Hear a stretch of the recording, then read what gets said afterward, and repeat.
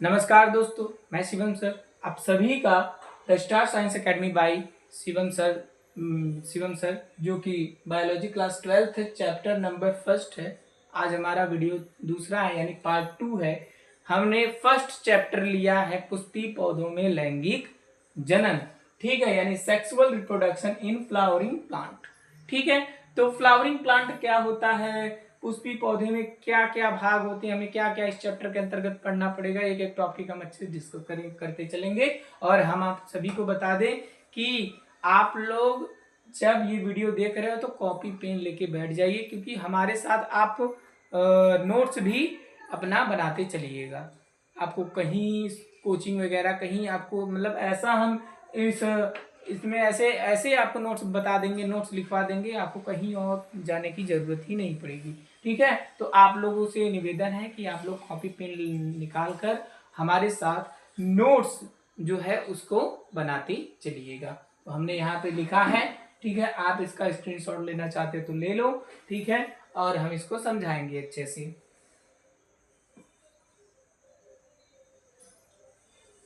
चलिए ठीक है, तो हम इसको थोड़ा सा डिस्कस करते हैं, ये है क्या चीज, इसमें क्या है। ठीक है, वही चीज देखो, पुष्पी पौधों में, पुष्पी पौधे समझ रहे हो ना, आवृत बीजी पौधे जो हमने पहले वीडियो में आपको बताया है। ठीक है, पुष्पी पौधों में पुष्प उसका क्या होता है, लैंगिक अंग होता है। ठीक है, पुष्प उसका क्या होता है, लैंगिक अंग होता है। पुष्प में नर जननांग के रूप में क्या होता है, पुंकेसर होता है। ठीक है, क्या होता है, पुंकेसर होता है। वह मादा जननांग के रूप में क्या होती है, जायांग होती है। समझ गए बात इतना। ठीक है, हमने कल बताया था ना, उस वीडियो को देख लोगे तो पुंकेसर किसे कहते हैं, जायांग किसे कहते हैं, आप समझ जाओगे। ठीक है, कहाँ कहाँ पे होता है उसमें वो देख लोगे, अच्छे से समझ में आ जाएगा।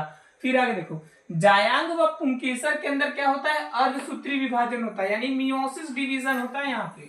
ठीक है, अर्धसूत्री विभाजन होगा, अर्धसूत्री विभाजन मियोसिस।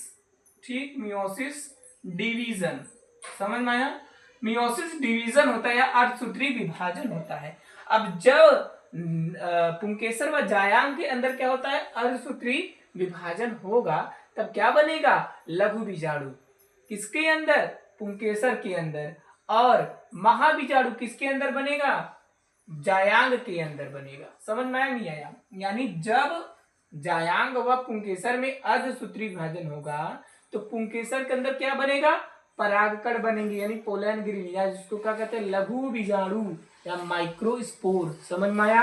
ठीक, और जायांग के अंदर क्या बनेगा, महाबीजाणु, यानी मेगा स्पोर का निर्माण होता है। किसके द्वारा, जब अर्धसूत्री विभाजन होगा तब, किसमें, जायांग और पुंकेसर के अंदर। समझ में आया।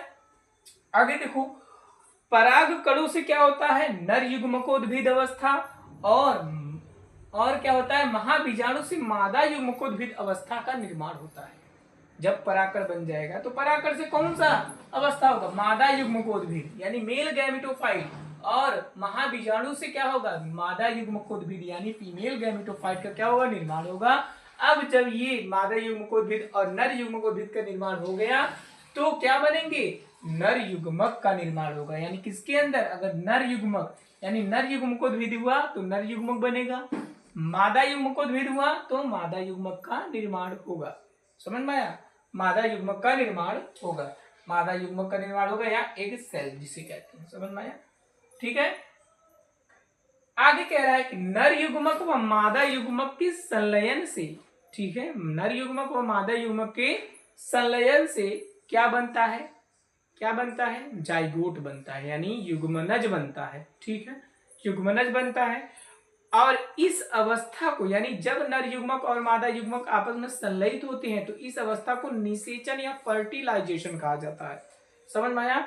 और जिसके परिणाम स्वरूप क्या बनेगा, जाइगोट यानी युग्मनज का निर्माण होता है।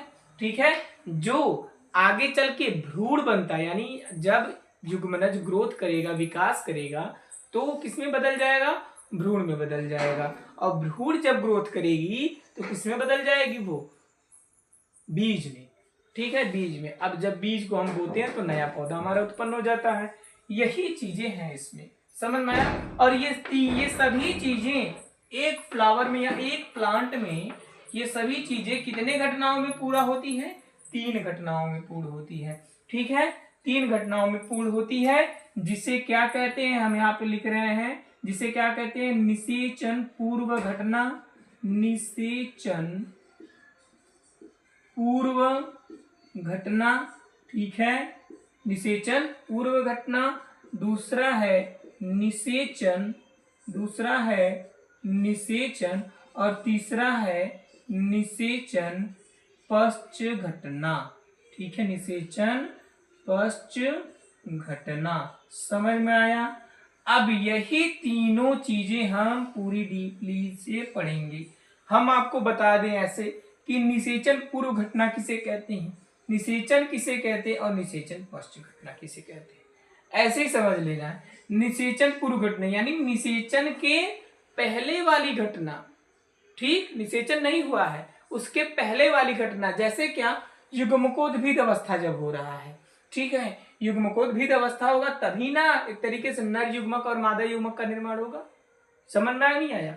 यानी एक तरीके से जब पुंकेसर के अंदर अर्धसूत्री विभाजन होता है और अर्धसूत्री विभाजन के परिणाम स्वरूप क्या होता है? पराकड़ बन जाते हैं यानी लघु बीजाणु, तो उसे ही क्या कहते हैं? निषेचन पूर्व घटना। जैसे क्या आपको बता दें, जैसे कोई जो लड़का लड़की होता है तो उसका जब तक मैरिज नहीं होता, यानी जब तक बचपन से लेके मैरिज तक, ठीक है, यानी यौवनारंभ तक, जो भी उसके बॉडी के अंदर चेंजेस होते हैं, स्पर्म का निर्माण होता है, बॉडी में चेंजेस आते हैं, दाढ़ी मूछ निकलते हैं, लड़कियों में पीरियड्स वगैरह आते हैं, ये सभी जो अवस्थाएं होती हैं उसे क्या कहते हैं? निषेचन पूर्व घटना, यानी निषेचन के पहले वाली घटना।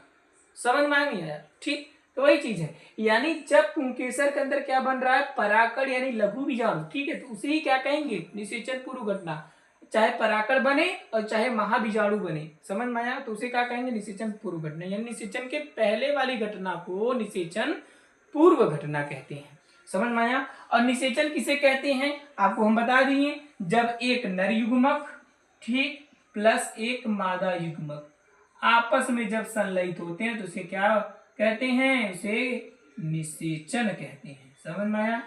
यानी जब एक लड़का और लड़की का मैरिज हो जाती है तो उस अवस्था दोनों एक हो जाते हैं, तो उस अवस्था क्या कहेंगे? निषेचन कहेंगे। ठीक, समझ में आया नहीं आया?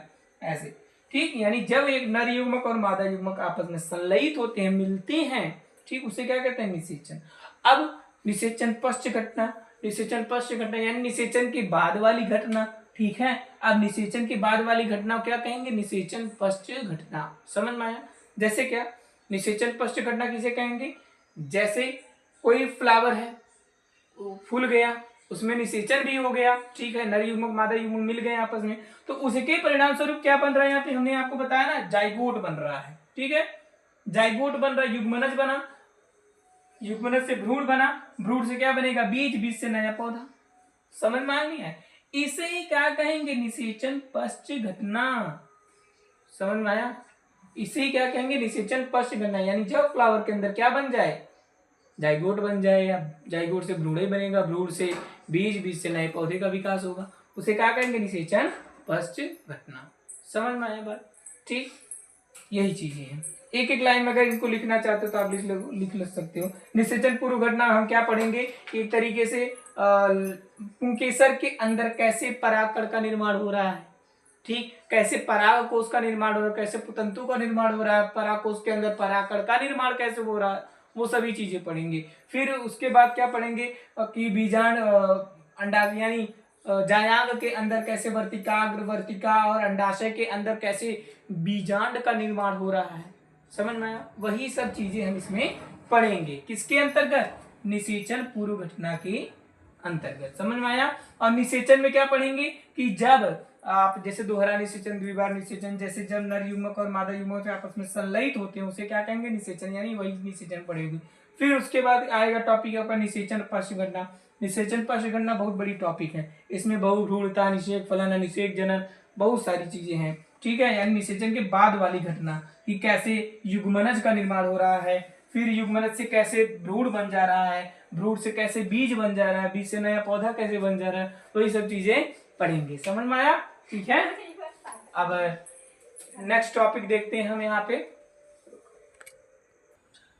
ठीक है। चलो देखो, नेक्स्ट टॉपिक है हमारा जो बताया आपको निषेचन पूर्व घटना के बारे में। क्या है निषेचन पूर्व घटना? निषेचन के पहले वाली घटना को क्या कहते हैं? निषेचन पूर्व घटना कहते हैं। इसके अंदर बहुत टॉपिक आएगा। जैसे हमने फर्स्ट टॉपिक क्या है आपका, पुमंग या एंड्रोसियम। किसे कहते हैं पुमंग या एंड्रोसियम? ठीक है, हम आपको फिगर के माध्यम से भी बताएंगे। ठीक है, समझ में आया? तो पुमंग क्या होता है? पुमंग क्या है? पुष्प का नर जननांग होता है। पहले ये समझ लो, पुमंग क्या होता है? पुष्प का नर जननांग होता है। पुमंग की इकाई को क्या कहते हैं? पुंकेसर कहते हैं। हमने अगले वीडियो में बताया था आपको। ठीक है, पुमंग की इकाई को क्या कहते हैं? पुंकेसर या लघु बीजाणु पर्ण या माइक्रोस्पोरोफाइल कहते हैं। समझ में नहीं आ रही? पुंकेसर पुमंग की इकाई क्या कहते हैं? स्टीमर या लघु बीजाणु पर्ण भी इसे कहा जाता है। जब आप वाइवा वगैरह दोगे तो कभी कभार एग्जामिनर ना पूछ लेता है लघु बीजाणु पर्ण किसे कहते हैं, तो बच्चे कहते हैं कि आउट ऑफ सिलेबस है। समझ में आया? ठीक है, तो यहीं से ये क्वेश्चन पूछता है, यानी लघु बीजाणु पर्ण या माइक्रोस्पोरोफाइल कहते हैं। आगे देखिएगा, प्रत्येक पुंकेसर में दो प्रमुख भाग होते हैं। कौन कौन सा? पराकोश और पुतंतु। यानी पराकोश को कहते हैं एंथर, पुतंतु को फिलामेंट होता है। तीन होते हैं कनेक्टिव यानी योजी। योजी कल आपको बताया था, लेकिन मुख्य कितने होते हैं? दो ही। ठीक है, आगे है आवृत बीजी पराकोश में प्रायः दो पालियां होती हैं। हम आपको फिगर के माध्यम से समझाएंगे। ठीक है, प्रायः कितनी पालियां होती हैं? दो पालियां होती हैं, इसीलिए इसे द्विकोष्ठीय पराकोश कहते हैं। यानी ये अतः कह सकते हो आप कि पराकोश कितनी पालियां संरचना? पराकोश दो पाली संरचना होती है या द्विपालित संरचना होती है। ठीक, पराकोश कितनी पाली संरचना होती है? द्विपालित संरचना होती है। और एक पाली में दो प्रकोष्ठ होते हैं, यानी 2 चैम्बर्स होते हैं। समझ में आया? यानी एक पाली में, यानी दो पाली है तो एक पाली में कितने प्रकोष्ठ? दो, मतलब दो प्रकोष्ठ होंगे, यानी 2 चैम्बर। तो दोनों पालियों में कुल कितना प्रकोष्ठ हो जाएगा? 4। समझ में आया? 4 प्रकोष्ठ हो जाएगा। आगे देखो, इस प्रकोष्ठ को क्या कहते हैं? जिन्हें क्या कहते हैं? परागपुट या परागधानी, यानी एंथर सैक या पोलन सैक या माइक्रोस्पोरेंजियम कहते हैं। किसे कहते हैं? प्रकोष्ठ को। और इसी के अंदर, इसी चैम्बर के अंदर किसका निर्माण होता है? लघु बीजाणु का निर्माण होता है। ठीक है, यहाँ पर हमने लिखा अर्थात एक आवृतबीजी पुष्प में कितने चैम्बर होते हैं, कितने प्रकोष्ठ होते हैं? कुल 4 प्रकोष्ठ होते हैं। समझ में आया? नोट में यहाँ पे हमने नोट में लिखा है, इंपॉर्टेंट है बहुत ज्यादा, 1 नंबर का पूछ लेता है कि पराकण का निर्माण कहाँ होता है। ठीक, पूछ लेगा पराकण का निर्माण कहाँ होता है? तो लघु बीजाणु धानी के अंदर होता है। समझ में आया? लघु बीजाणु धानी के अंदर होता है। समझ में आया? लघु बीजाणु धानी के अंदर किसका निर्माण होता है? लघु बीजाणु या पराकण का निर्माण होता है। एक लाइन में कोई भी पूछ ले कि लघु पराकण का निर्माण कहाँ होता है, तो लघु बीजाणु धानी के अंदर होता है। समझ में आया? ठीक है, इतना क्लियर है? फिगर के माध्यम से समझा दें आप सभी को। चलो देखो, फिगर हम यहाँ पे बना के ऐसे समझा दे रहे हैं कि कितनी पालित संरचना है। ठीक है, चलो तो हमने यहाँ फिगर बनाया है पुमंग का। ठीक है, एक रहेगा तो पुंकेसर, बहुत सारे रहेंगे तो पुमंग कहते हैं उसे। ठीक है, समझ में आया? ये क्या है? ये है, ये क्या है? पुंकेसर है। ये जो पूरा फिगर है क्या है? पुंकेसर का है, यानी स्टीमन का है।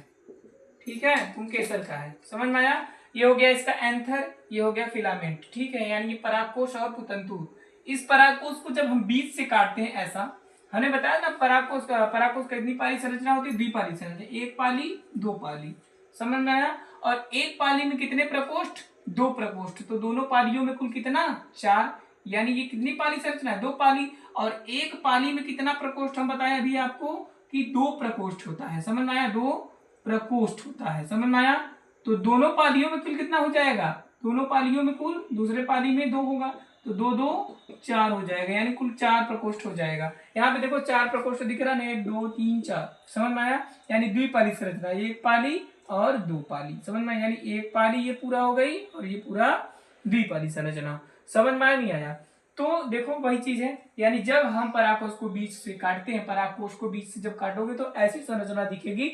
और ये जो लोब्यूल्स दिख रहा है, यानी चैम्बर जो दिख रहा है, यही क्या है? ये क्या है? जो चैम्बर दिख रहा है इसे क्या कहते हैं? पाली, सॉरी प्रकोष्ठ कहते हैं। और जिसके अंदर परागकण का निर्माण होता है, इसी के अंदर परागकण का निर्माण हो, यहाँ पे लिख रहे हैं ना पोलन ग्रीन, यानी परागकण का निर्माण हो रहा है इसके अंदर। तो किसके अंदर परागकण का निर्माण हो रहा है? परागधानी या कहते हो आप लघु बीजाणुधानी, जो आप लिखे हो यहाँ पे हमने नोट में जो डलवाया, नोट में जो आप अभी लिखे हो, तो वहीं पे क्या है? परागधानी या गुरु लघु बीजाणुधानी के अंदर ही परागकण यानी माइक्रोस्पोर, ठीक है, माइक्रोस्पोर या परागकण या पोलन ग्रीन का क्या होता है? निर्माण होता है। समझ में आया?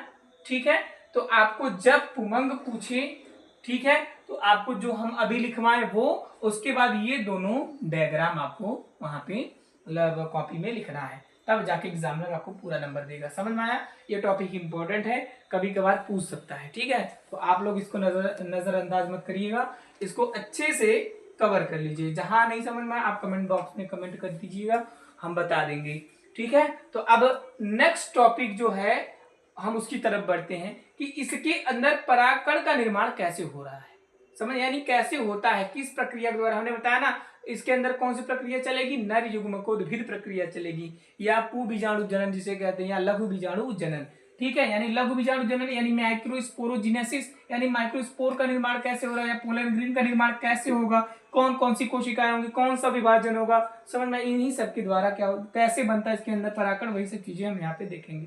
तो नेक्स्ट टॉपिक हम यहाँ पे लिख रहे हैं। चलिए, हमारा नेक्स्ट टॉपिक जो है वो क्या है? पू बीजाणु जनन अथवा लघु बीजाणु जनन, ठीक है, पू बीजाणु जनन अथवा लघु बीजाणु, ये जान लो। आपको हम ये ऊपर वाला मिटा दे रहे हैं, ठीक है, ऊपर वाला जो है इसको हटा दे रहे हैं, इरेज कर दे रहे हैं, ताकि अच्छे से देख सके आप लोगों को।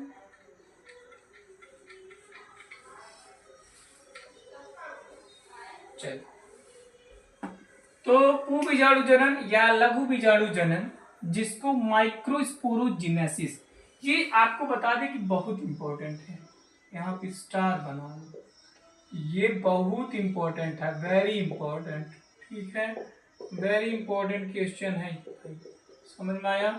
ठीक,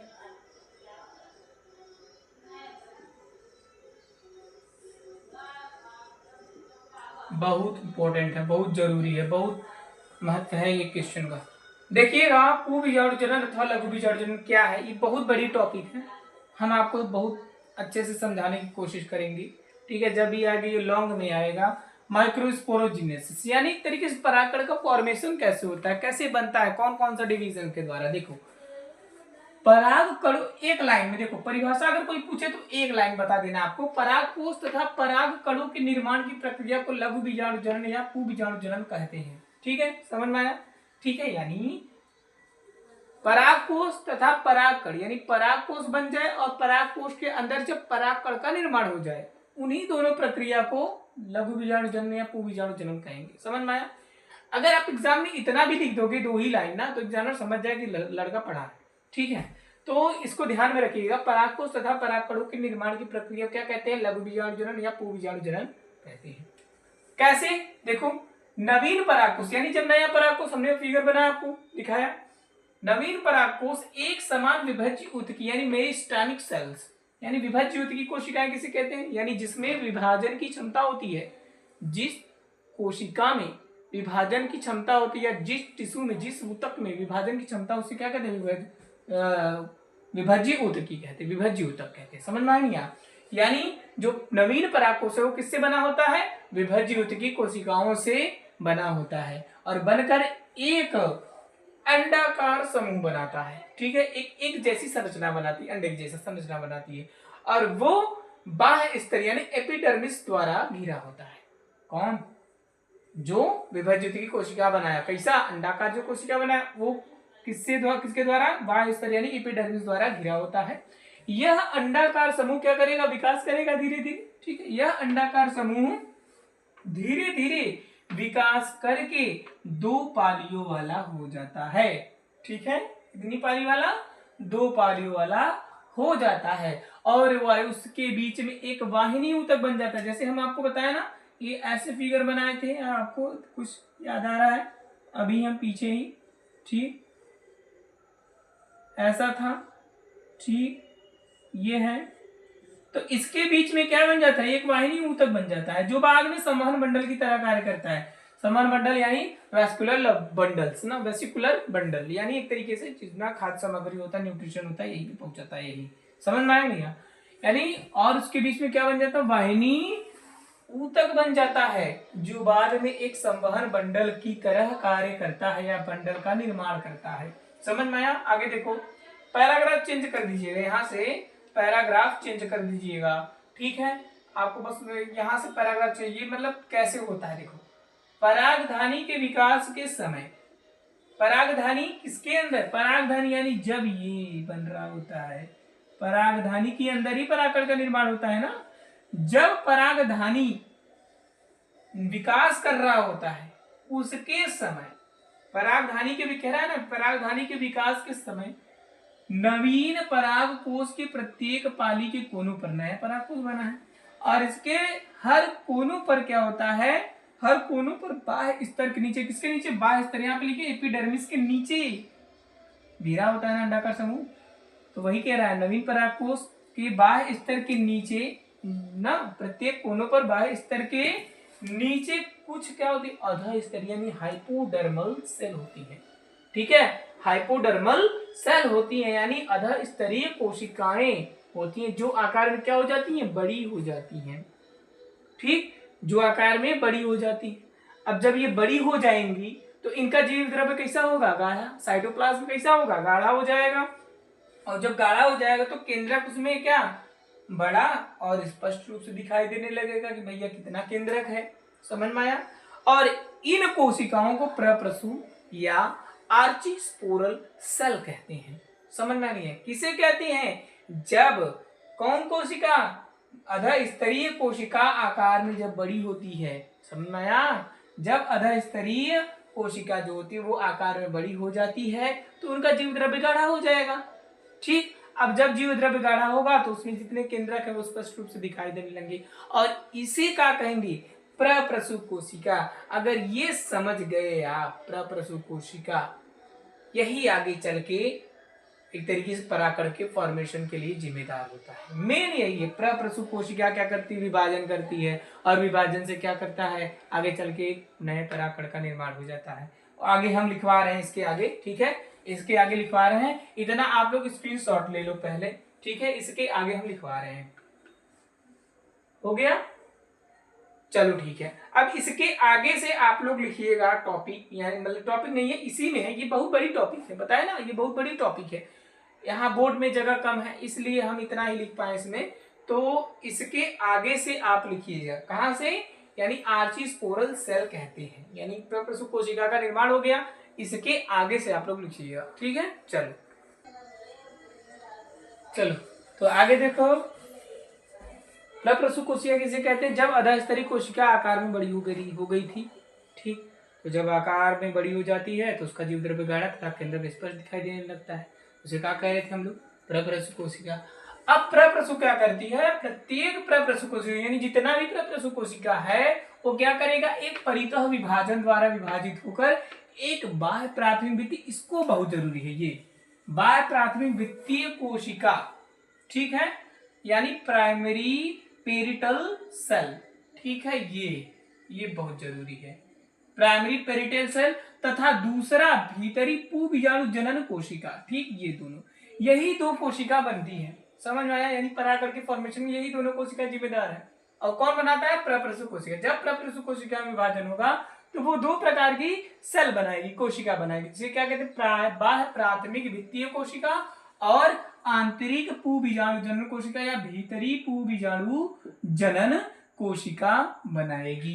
ठीक, अब इन दोनों कोशिकाओं का कार्य क्या है, देखो, प्राथमिक बाह्य भित्तीय कोशिका यानी बाह्य प्राथमिक भित्तीय कोशिका का कार्य क्या है, सुनो ध्यान से, देखो, यानी दो कोशिकाएं बन गई, ठीक है, ये दोनों कोशिकाएं निरंतर विभाजित होती रहती, कौन कौन, बाह्य प्राथमिक भित्तीय कोशिका और भीतरी पूबीजाणु जनन कोशिका। ठीक है, या भीतरी लघुबीजाणु जनन कोशिका आप कह सकते हो। ये दोनों कोशिकाएं निरंतर विभाजित होती रहती हैं।